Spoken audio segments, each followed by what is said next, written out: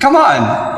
These relationships that you think are so awesome, and you know why? And I'll fill you in a little. I'll fill you in, especially the teenagers in the audience and the young people in the audience who kind of just recently kind of shot an email and somebody emailed them back, and a little Facebook thing happened, and a little wink and a little hee there in the playground, even though it's a separate school. But in recess, you saw each other like hee and hee, like a little bit of that happened. Let me just fill you in a little. All of this is a product of low self-esteem. You think you're ugly. So if a guy thinks you're cute, you're like, really? I'm beautiful?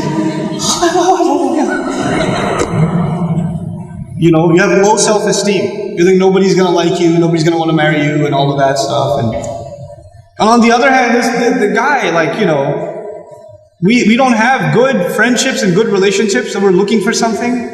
And most of the guys, I don't have to tell you what's going on in your head. You and I have ijma' on this issue.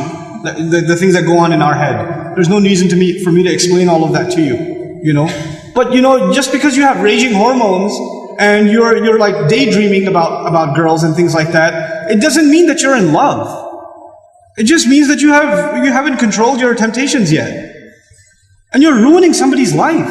You're ruining an entire family. Do you realize what you're doing? And you call it love? You tell me if she was like 50 pounds fatter, you still be in love? Because she's the same person, same ruh inside her jasad, right? If she was a burn victim or something, if her hand burnt off, or her ear was missing, you still be in love? Or you find somebody else to love all of a sudden? And if you can't answer that question honestly, then come on, you're not in love, you're just hormonal. That's all you are, This is what we've done to relationships that are supposed to be beautiful. Marriage is supposed to be a beautiful relationship. It's supposed to be a lifelong relationship.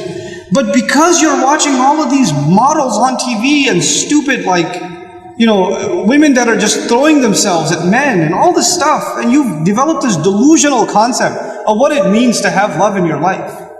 Delusional concept. Our deen came to free the world from this nonsense.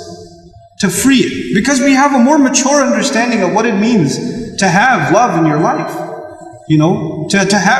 I'm not saying you shouldn't marry someone you like, you should. You should be attracted to your future spouse. All of those things are fine. But there's a decency that you have to exhibit before that. And if you're okay with talking to a girl like that, you should be okay with somebody talking to your sister. You're okay with that too? Not if you have any ounce of decency left inside you. If you do, then this is how we have to end these things. And now if you've been in that kind of relationship, or you're in one of those relationships right now, nobody knows. Only Allah knows and you know. Don't raise your hand, please. Right?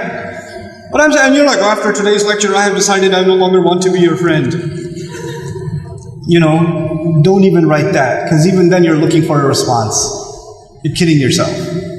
And then you're checking, did she write back? Yes, we should no longer be friends. And then you'll write back, you're right, we really shouldn't be friends anymore. And then she'll write back, yeah, never again. And then you're still doing it. Just stop, just cut it off. Just cut it off. It's not good for you. And guys, I've done a whole series on shame, so I won't repeat the whole thing because it took hours and hours and hours, but I will tell you this.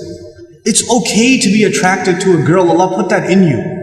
You're not evil for finding a girl beautiful. It's not haram for you to feel that way. You have to control it though. You have to control yourself. Our deen teaches us self-control. And if you cannot exhibit self-control in one aspect of your life, you'll lose self-control in other aspects of your life.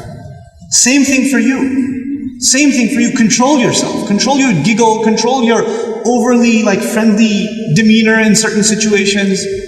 Don't be oblivious to, don't say we're just friends, or he's like a brother to me. If he ain't your brother, he ain't your brother. That's it. That's it. Either he's your brother, you share a mom, or he's not. And that's the end of it.